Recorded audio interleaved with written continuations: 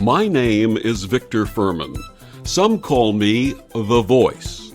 I've always been fascinated with human nature, spirituality, science, and the crossroads at which they meet. Join me now and we will explore these topics and so much more with fascinating guests, authors, and experts who will guide us to Destination Unlimited. Can ET contact and experience lead to a personal spiritual transformation, including an awakening of empathy and healing abilities? My guest this week on Destination Unlimited, Kathleen Marden, says that many abductees and contactees, including herself, have shared in this awakening.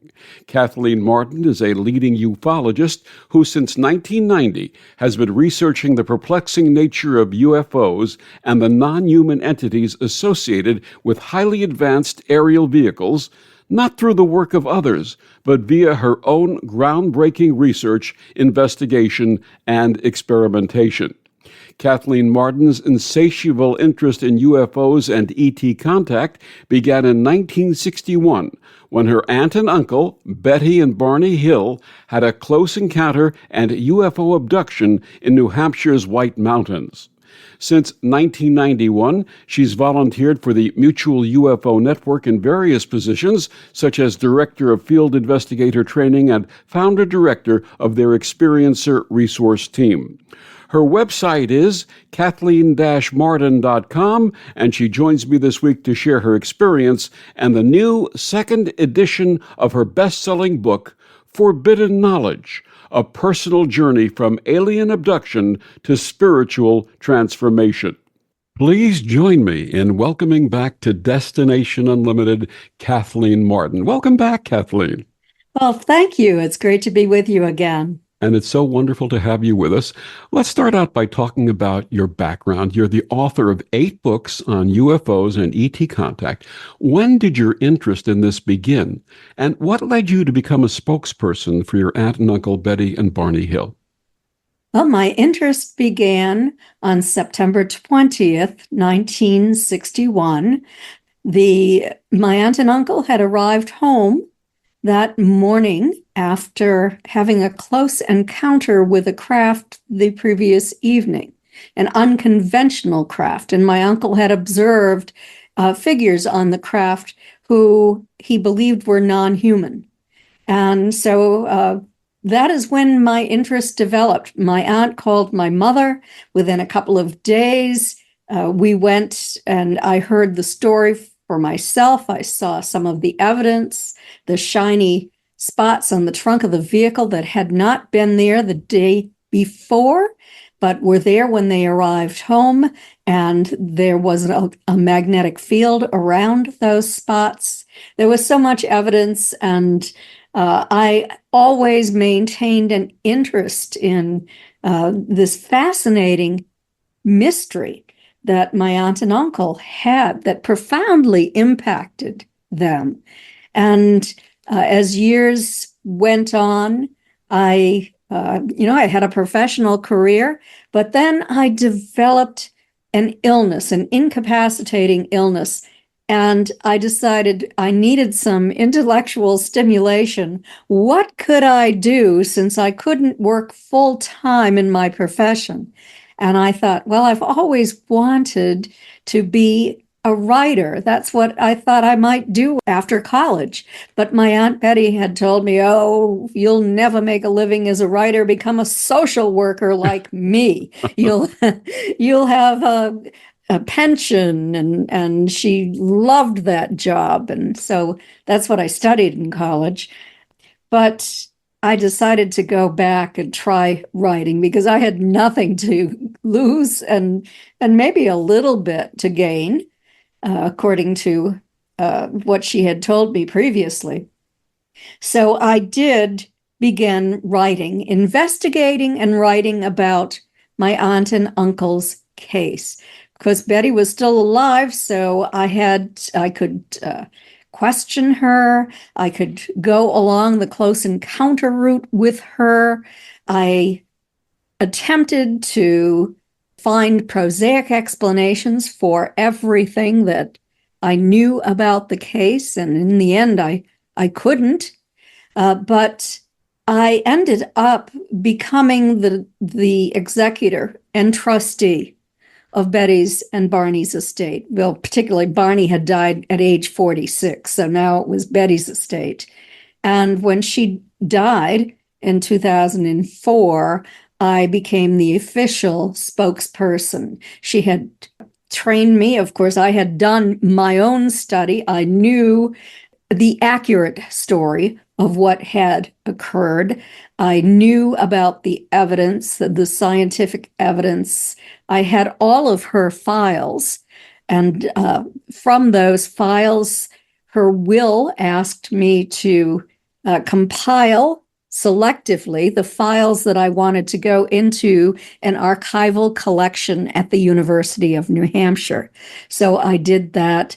I had done a tremendous amount of research and investigation regarding this case. My husband and I even made that trip, stopping at the same stops, looking at the same sites that Betty and Barney described, and realized that one of the skeptics stated that Betty and Barney had been driving for such a long period of time that day that they must have been hallucinating when they believed they saw an unconventional craft. And I can tell you, my husband and I were much older than Betty and Barney when we did that trip, and we were not hallucinating. So Betty and Barney were not hallucinating either. And there was a lot of evidence that I discovered and my archival research that indicated there were other witnesses to the craft that night.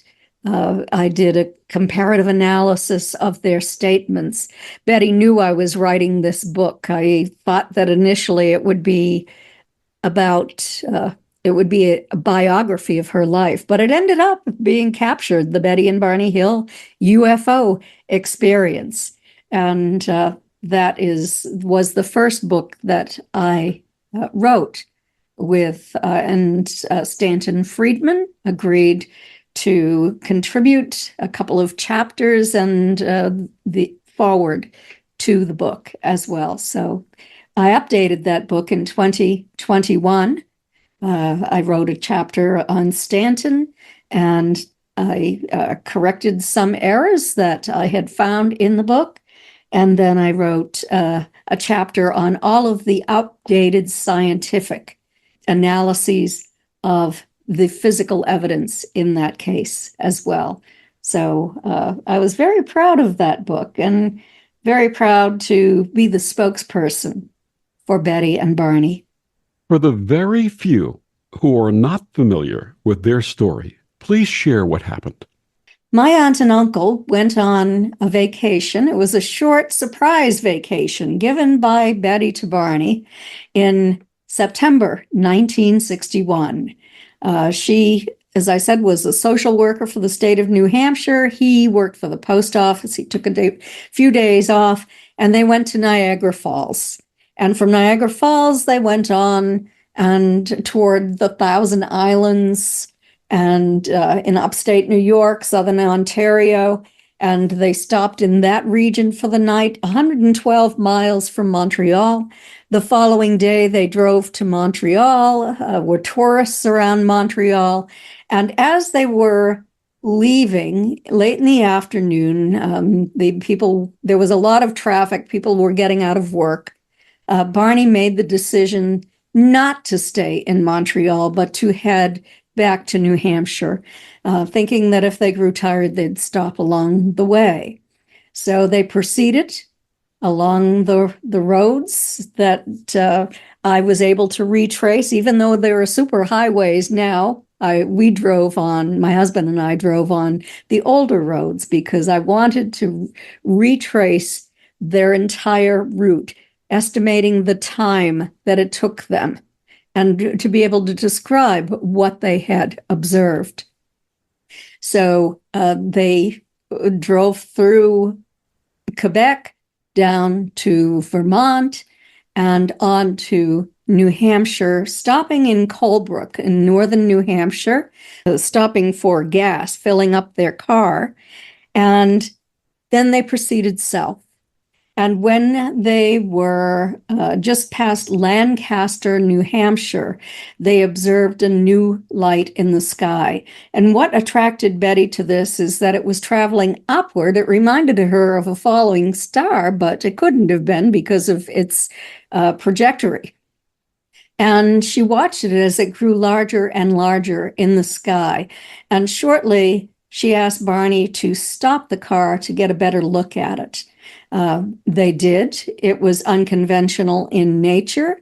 They traveled on into what is known as Franconia Notch, where the mountains are high on each side of the road. This craft came down again by the old man of the mountain, which is 48 feet from chin line to forehead, the top of the head.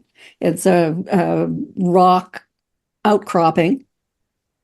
And they were able to determine that that craft was at least 1.5 times the length of that 48-foot rock structure. And then as they drove on, they noticed that the craft was bouncing back and forth in the sky. Barney compared it to a yo-yo, flying out in an arc and then coming back and out and back. Not like a conventional object at all. It was rotating when it was near the old man of the mountain. It was lighted on only one side. And as they went on, it descended closer and closer. After they exited Franconia Notch, they were in the tourist area of Lincoln, New Hampshire on Route 3. And this is when the craft surged ahead and stopped just very, very close on the right side of their vehicle. Barney had to stop the car in the middle of the road so he wouldn't be underneath this craft. And we know today that if you try to drive underneath them, you end up inside them with your vehicle. So he stopped the car, and the craft moved across the road and descended even lower. It was now about 50 feet away and 100 feet in the air. And he looked up with binoculars after he'd walked down the highway toward it, and he saw figures dressed in shiny black uniforms staring down at him. This was in the early reports. A lot of people confuse this and think that it was brought out by hypnosis for the first time. That is not true. It is in the earliest investigative reports. Something started to drop down out of the bottom of the craft after all but one had turned and walked toward what Barney thought was a panel. And then Barney had the distinct impression that what was dropping down was going to capture him.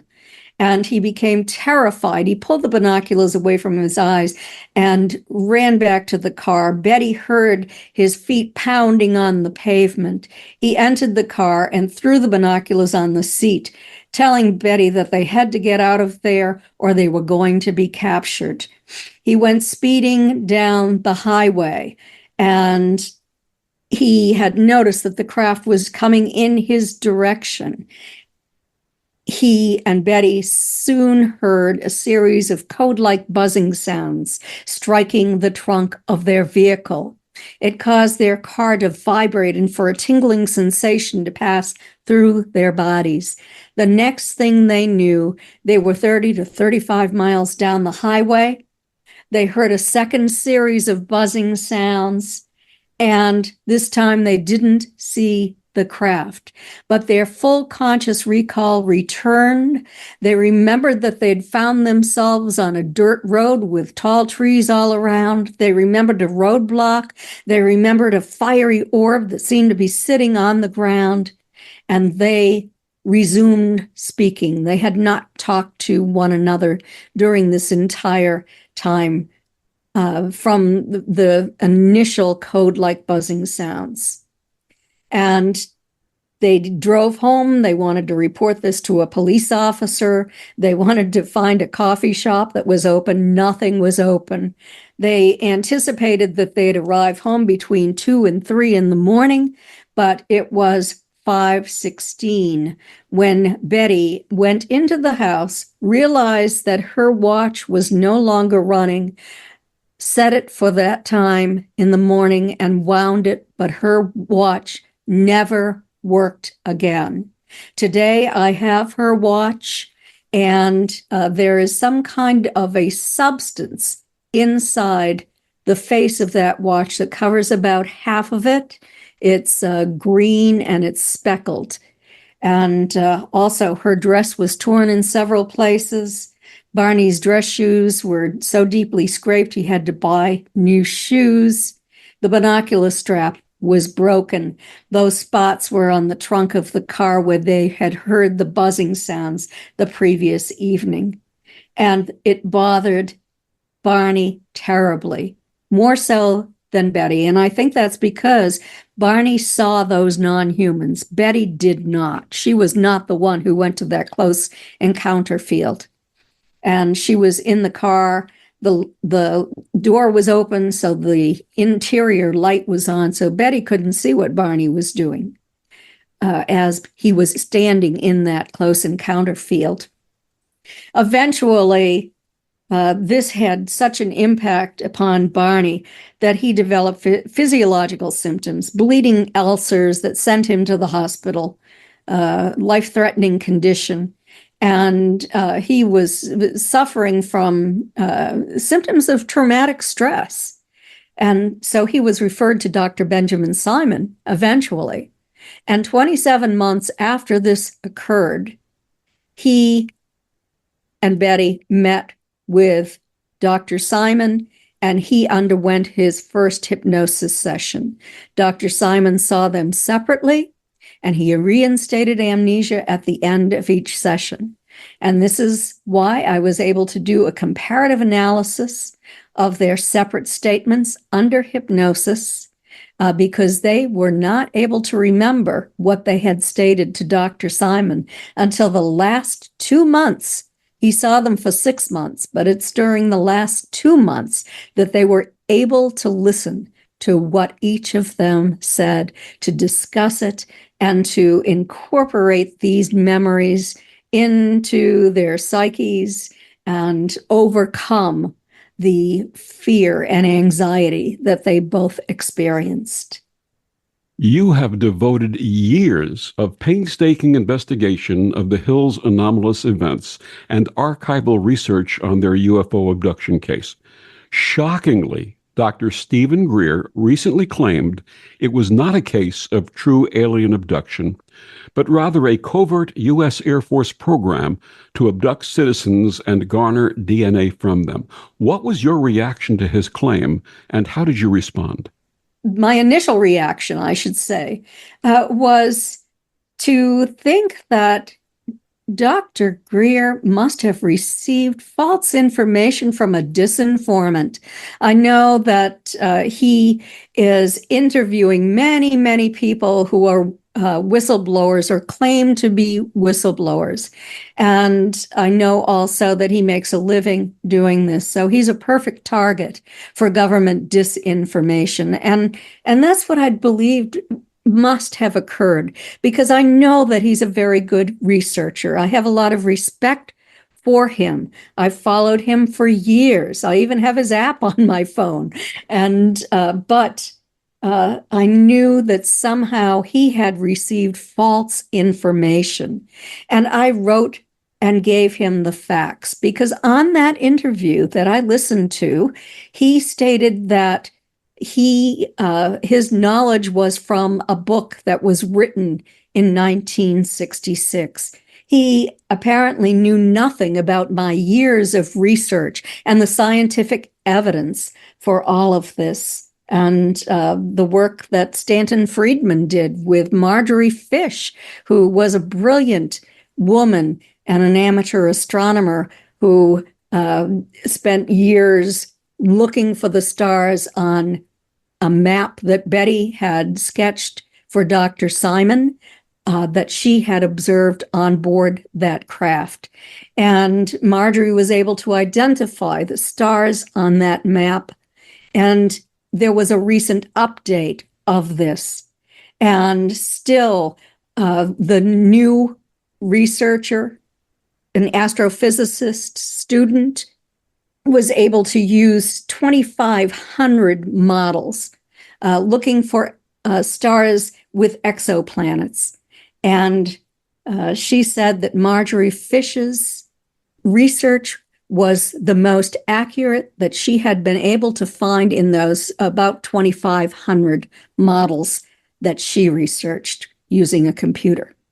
There was so much evidence in this. We now know that metallic substances were recently found on Betty's dress. Substances that are very, very rare in the Earth's crust. Expensive, lightweight, but very, very strong. And there's no reason why they should be on Betty's dress. Yet chemistry professors at the University of Pittsburgh found these substances. They are, one of them is abundant in our universe, but extraordinarily rare in the Earth's crust. There was no reason they should have been on Betty's dress.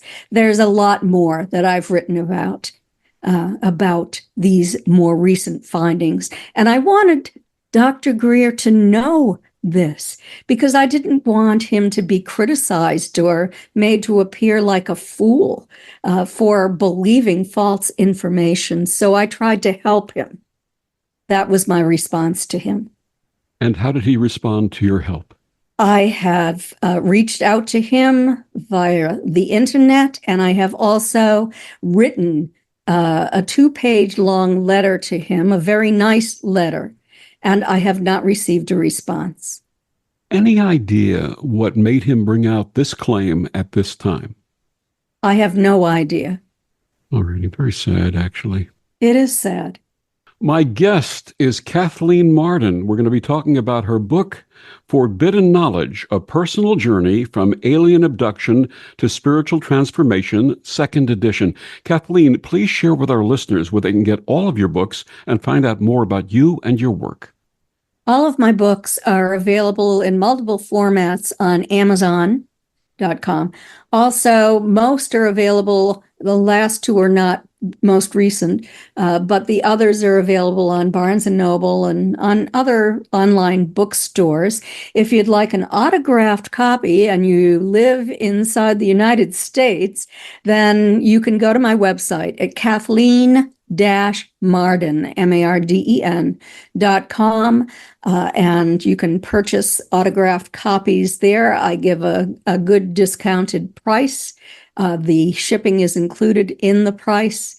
And so you have that option as well. But I have the soft covers for sale there. And we'll be back with more of Kathleen after these words on the Om Times Radio Network. The cutting edge of conscious radio, Om Times Radio, IOM FM. Om Times Magazine is one of the leading online content providers of positivity, wellness, and personal empowerment. A philanthropic organization, their net proceeds are funneled to support worldwide charity initiatives via Humanity Healing International. Through their commitment to creating community and providing conscious content, they aspire to uplift humanity on a global scale. Om Times, co-creating a more conscious lifestyle. So I'm a cat, and I just moved in with this new human, and she's got this little toy she's always playing with, all day long. Tap, tap, tap, tap, bloop, bloop. She can't put it down. There it is. Oh, and get this. She even talks to it. Last week, she asked it for Chinese, and guess what? Egg rolls showed up. Like magic. Humans have cool toys. A person is the best thing to happen to a shelter pet. Be that person. Adopt. Brought to you by the Ad Council and the ShelterPetProject.org. Imagine yourself being transported to India, to the banks of the Ganga and an ashram in Rishikesh. Visualize that you are welcome to satsang with an American sannyasi who shares the wisdom of her guru. Your visualization has manifested. Join Sattvi Bhagawati Saraswati for inspiration and transformation every Thursday at 11 a.m. Eastern on Om Times Radio. More than 24 million Americans have an autoimmune disorder, and that number continues to grow. I'm Sharon Saylor, and I'm one of those 24 million. To put that number in perspective, cancer affects about 9 million and heart disease up to 22 million. That's why I've brought together top experts and those thriving regardless of their diagnosis to bring you the latest, most up-to-date information. Join me, Sharon Saylor, Friday night, 7 p.m. Eastern, for the Autoimmune Hour on Life Interrupted Radio to find out how to live your life uninterrupted. Back on Destination Unlimited, my guest this week, Kathleen Marden. We're talking about her book, Forbidden Knowledge, a personal journey from alien abduction to spiritual transformation, second edition. Tell us about the second edition. What did you add in this one?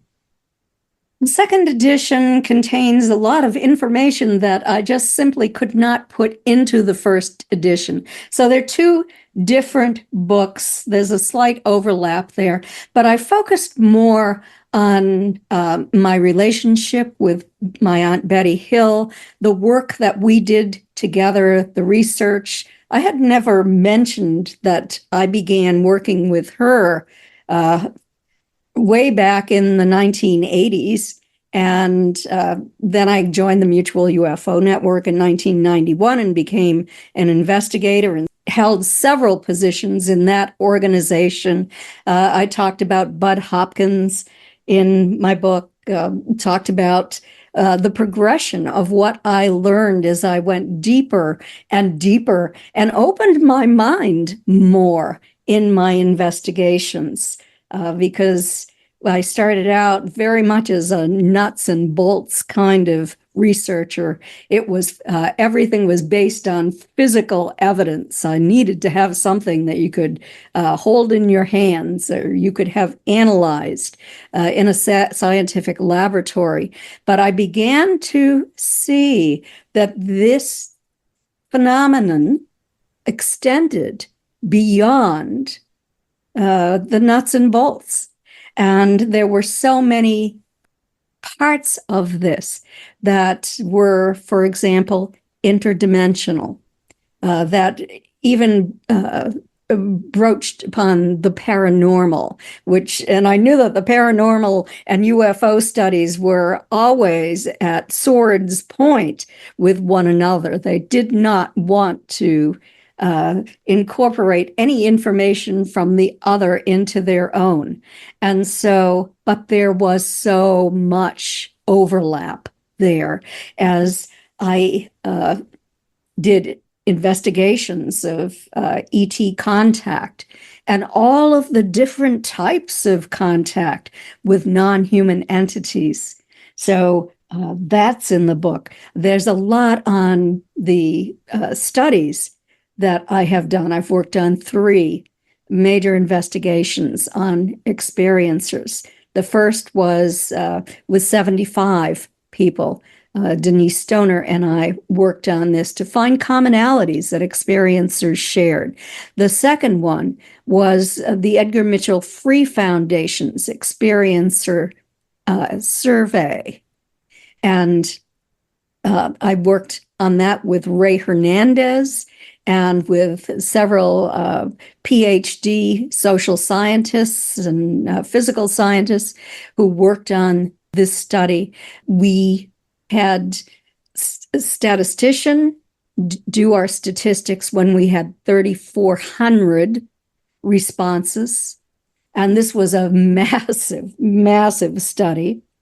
And then from there, I worked with a team from MUFON's Experiencer Research Team. I was the founder and director of that team and worked with several different individuals on MUFON's study of 516 experiencers of ET contact.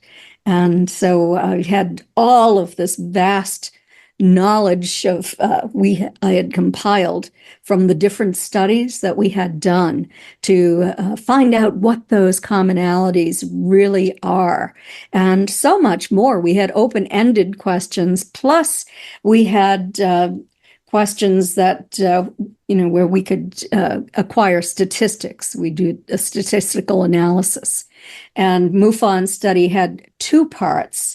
One was the experiencer survey, and the other was the phase 2 of this study that I worked on with Dr. Don Derry, where we could determine who had UFO abduction syndrome, as it was called in those days. This was a survey that was developed with Bud Hopkins and with Ted Davis, who was a social worker, clinical social worker in New York, and Dr. C. Don Derry, who was a professor of psychology at McGill University, was able to standardize this, reduce the size of the tests that they developed. And that was a test that we administered, and we were able to identify those with UFO abduction syndrome, people who believed they had been in contact with extraterrestrials, but they were simulators. They were people who wanted this to happen in their life, but had none of the symptoms of having had it happen. And then the general public. So I'm very proud of that study too. I went on to talk about some of the information that we had that I had published in the first book, where I was now talking about forbidden ufology and information that I had discovered when I was contacted by the daughter of a rear admiral in the Navy, and who had worked on an ET communication study and obtained really remarkable information. The government was involved in it. I have evidence in that chapter. And then my journey to deeper understanding, an experiment that I participated in with a group of researchers, and a man, Kevin Briggs, who believed that he had been communicating with extraterrestrials. And this became a protracted study over a multi-year period where we had the opportunity to ask questions. We had the opportunity to acquire evidence in terms of using scientific measurements. And we did, to actually meet these non-human entities. We could not see them with our eyes, but we could measure their presence and we could feel their presence in our bodies. And to meet one-on-one with a member of that Council of Eight.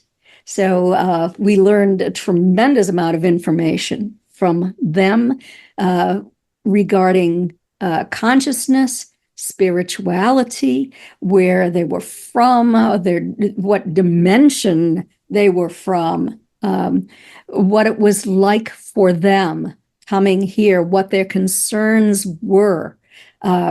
We learned about the Earth's collective consciousness and how it impacted people from this planet, and on and on. So many questions that we had that I published in the book, and the Council of Eight's responses, plus the researchers' experiences with the Council of Eight. And then I went on to talk about one of my new cases that is absolutely fascinating. And I can talk more about that after I finish an overview of this book.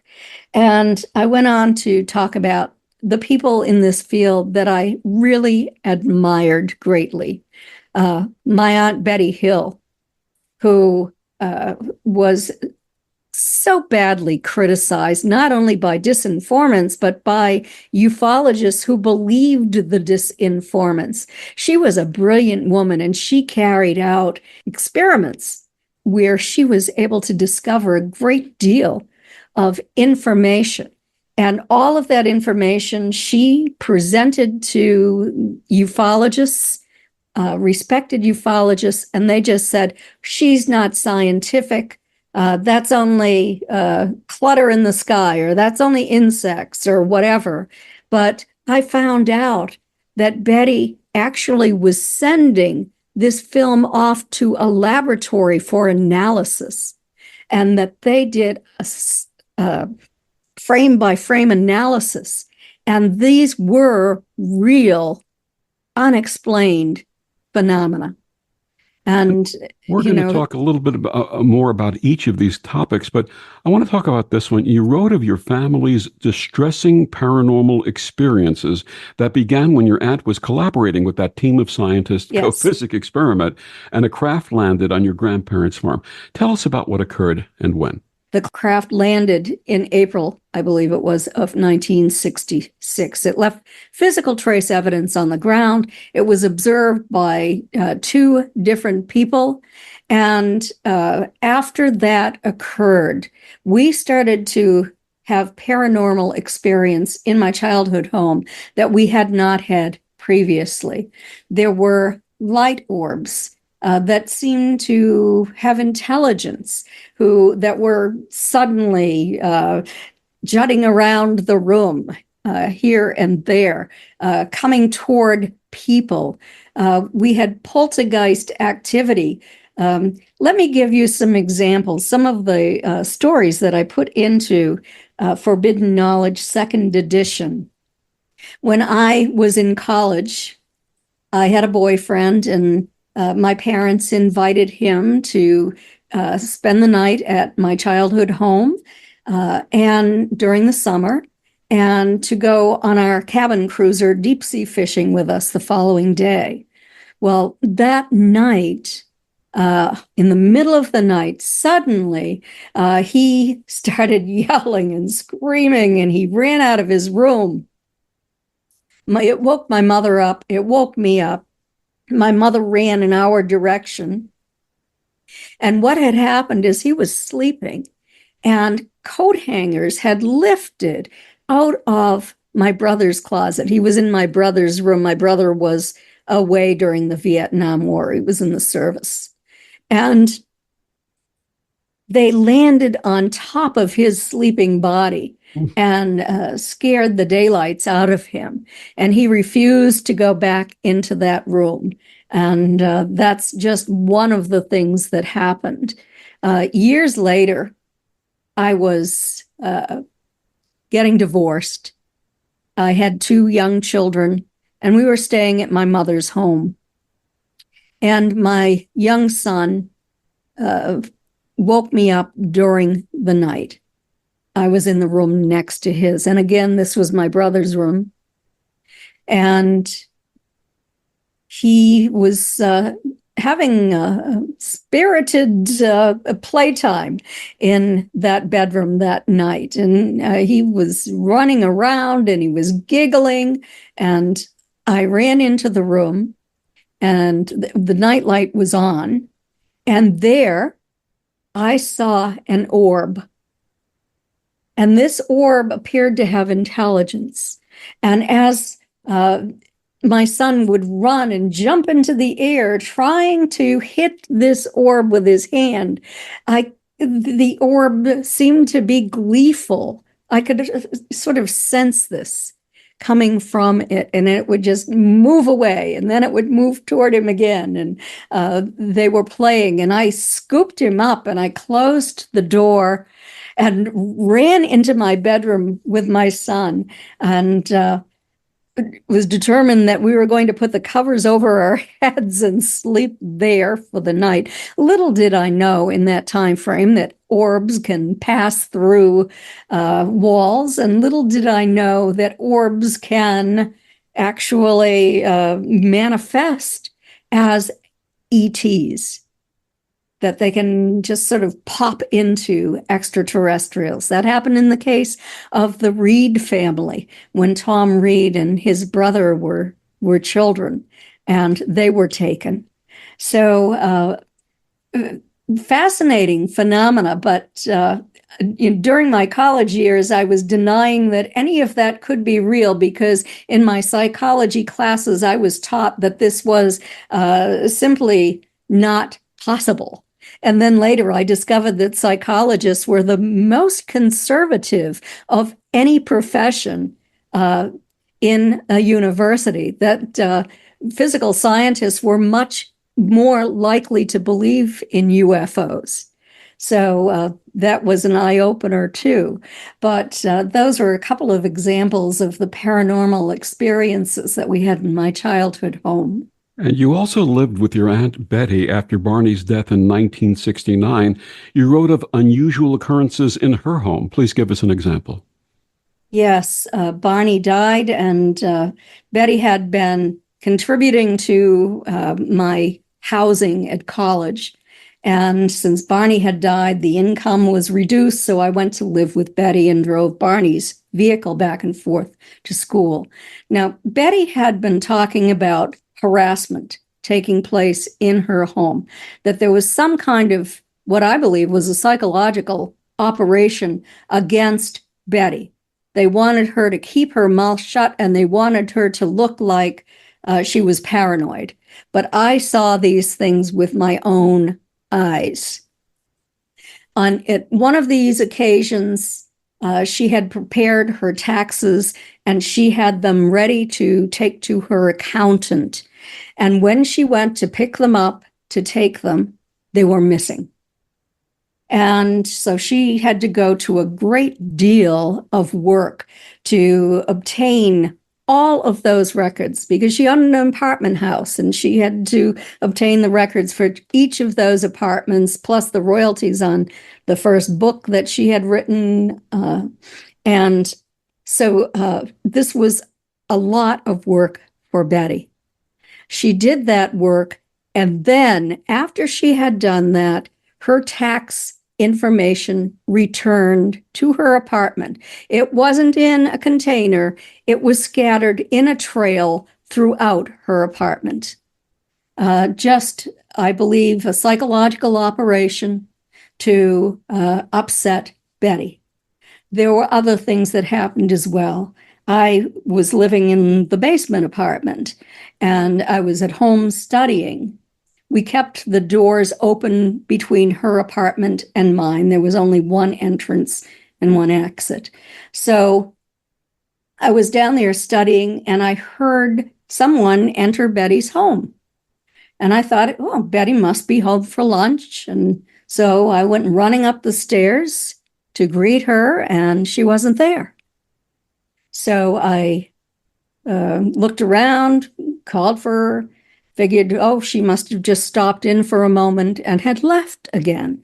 So I went back downstairs. I picked up my book to begin studying again.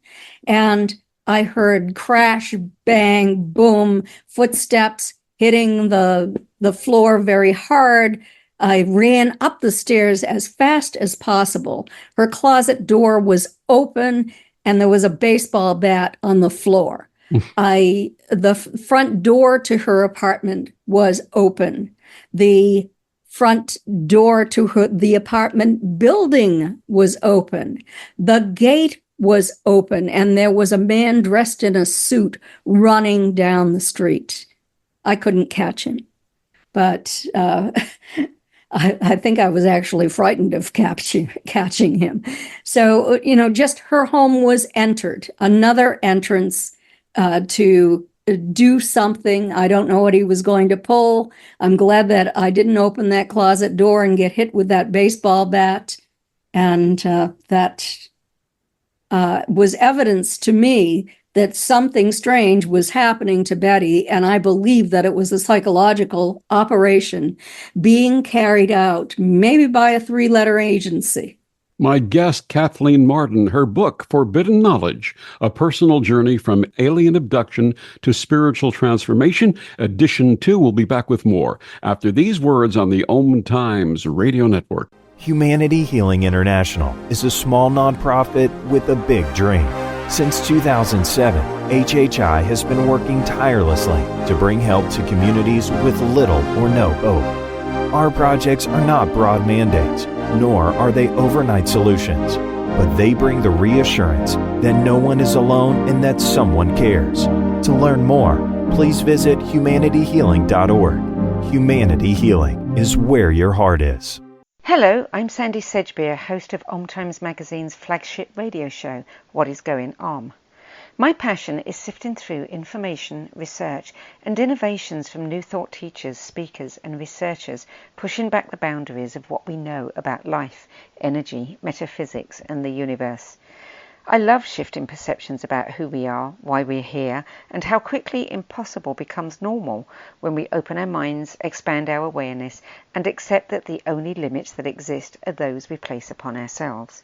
So if you're the kind of forward-thinking, eager investigator of what lies beyond the current reality that most perceive, why not make a date to come play with me in the field of possibilities at 4 p.m. Pacific Time, 7 p.m. Eastern Time every Thursday, and together we can discover what's really going on.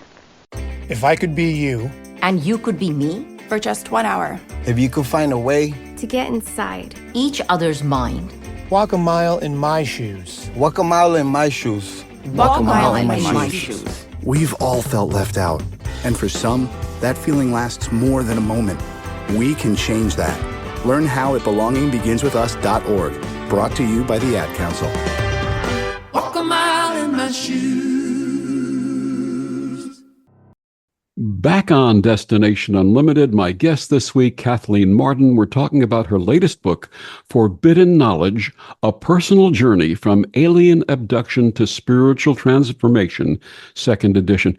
Kathleen, those last two words, spiritual transformation, you and I have privately discussed our spiritual connection that seems to be tied in with our contact experiences. Where do you think this comes from? When we have contact with these extraterrestrials, we undergo a transformation. And I don't know exactly what it is. I have hypothesized that perhaps it happens when we are taken into their dimension, that or if we're taken out of body, that it's almost like a near-death experience because we're still connected to our bodies, to our physical, but our consciousness can move elsewhere. And many experiencers of ET contact are very good remote viewers, I might add.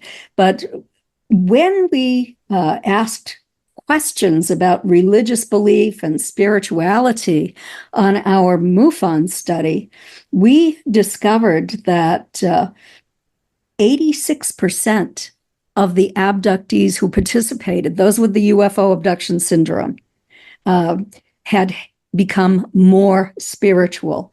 And 69% of everyone who participated in the study stated that these experiences had made them more spiritual.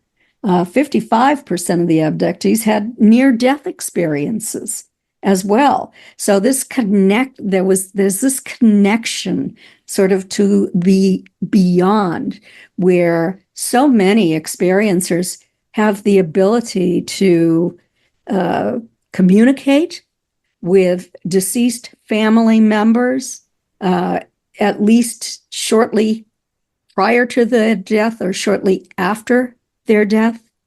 And also on craft might observe a deceased family member, or in one case, it was even a deceased family pet with one of the experiencers that I was interviewing.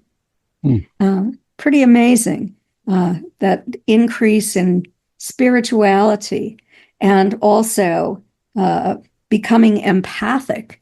You become an empath, and 95% of those who were in the abductee group and 81% of the experiencers said that they were empaths. And does not mean that they just became more empathic. A lot of people have empathic feelings. This means that when they are near another individual, if they can sense, if they're close enough, they can sense what's going on in that individual's body physically. They can feel their pain, both emotional or physical. And so many people who have had contact become healers. They can do healing by touch. And this is also a very important finding. You come away with gifts that you did not have prior to this experience. And we know that many experiencers are lifelong contactees. They were taken for the first time when they were infants, maybe even before they became infants, and spend their lives as very special individuals with many gifts that the average person doesn't have. And I can say to you that what you just described has been my life since my experiences as a child. So thank you for sharing that.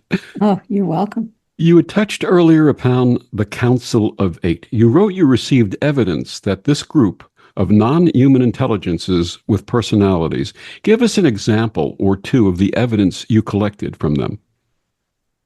Well, when we met with Kevin Briggs, who was the experiencer, for the first time, we didn't anticipate that we would have any evidence at all.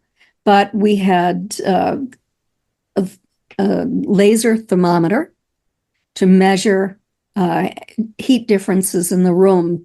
We measured the temperature in the room, and then we measured the temperature in the room in the area where he was sitting, before and after the non-human entity came in to speak through Kevin. And we measured over time as much as a 10-degree increase in the temperature of the room around his body. And we did this very scientifically around him, other parts of the room, around ourselves, etc. And this was Kevin. And also something we experienced that we had no idea would happen is a strong electrical tingling sensation in our bodies. Now, I experienced this strong tingling sensation when I've been in contact with extraterrestrials on craft as well. But we experienced that. And each of us didn't know that it was occurring when it was occurring because we were quiet. We were silent unless we were asking a question and receiving the answer. So that was another thing. I had a small gray scientist called Zark who said that that I had a keen scientific mind and he wanted to communicate with me. He didn't say when, but I agreed to communicate with him. I was traveling in my husband's truck. We were on our way to Disney to see our grandson perform. When this entity entered our truck, I could feel that very strong tingling sensation. He started to communicate with me telepathically. I was asking questions to him telepathically, and I was writing the answers, questions and the answers. Otherwise, I wouldn't have remembered, because after that experience finished and I arrived home, I didn't remember what he said the following day, but I did have information that he was giving to me. They showed us craft. They showed us orbs. So they gave us a lot of evidence that convinced us that this was more than the imagination of Kevin Briggs. What would you like readers to take away from Forbidden Knowledge? I want them to take away the information that perhaps they do not have. This is information concerning my years and years of research and investigation from the time I was a child until now, and I'll be 76 years old soon.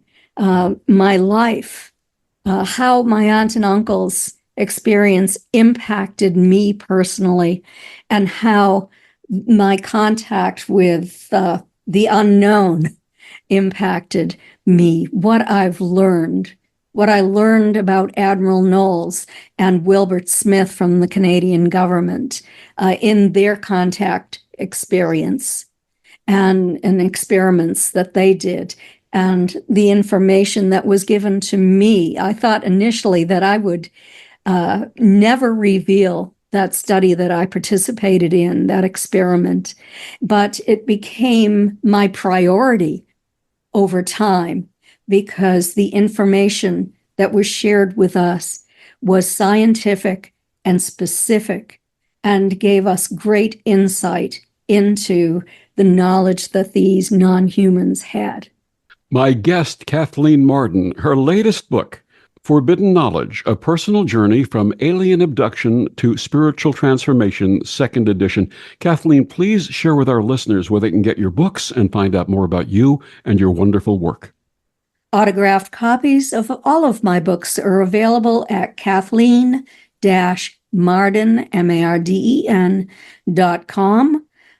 You can read many articles that I've written, information about me and my lifelong journey that's not in the book, or there is a little overlap on my website. The books are also available at Amazon. Forbidden Knowledge 1 and 2 are available there, but not on Barnes & Noble. The others are available on Barnes & Noble. And again, your website. My website again, Kathleen-Marden.com. Kathleen, thank you so much for joining us again and sharing your experience and your wisdom. Well, thank you, and it was such a pleasure to be with you today. And thank you for joining us on Destination Unlimited. I'm Victor, the Voice Furman. Have a wonderful week.